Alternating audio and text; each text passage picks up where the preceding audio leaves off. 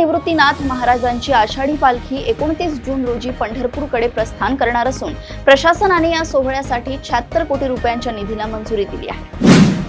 मंत्री गिरीश महाजन यांचे एका महिलेसोबतचे कथित फोटो सोशल मीडियावर व्हायरल झाल्यानंतर ते AI तंत्रज्ञानाने मॉर्फ केल्याचा खुलासा करत जळगाव सायबर पोलिसात गुन्हा दाखल करण्यात आलाय।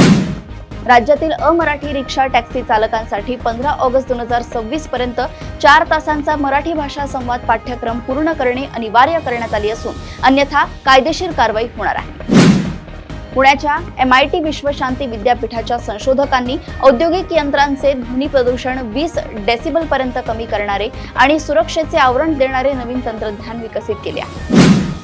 पुण्यातील भोंदूबाबा राधामोहन मिश्रा यांनी महिला आरोपींच्या मदतीने आश्रमात तरुणीवर अमानुष शारीरिक आणि लैंगिक अत्याचार केल्याची धक्कादायक माहिती पुरवणी जबाबात समोर आली आहे।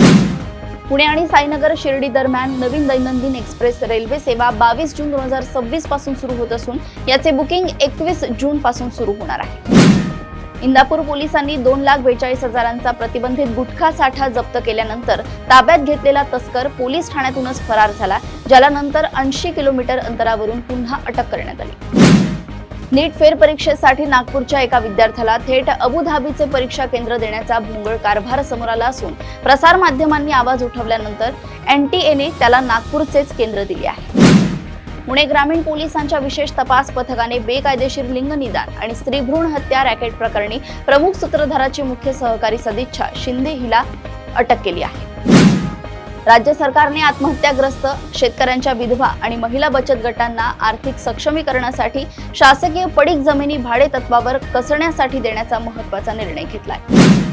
प्रदेशातील अशाच टॉप 10 बातम्या मी ऐश्वर्या आपल्यापर्यंत घेऊन येत राहील। तोपर्यंत बघत रहा देशोन्नती। नमस्कार।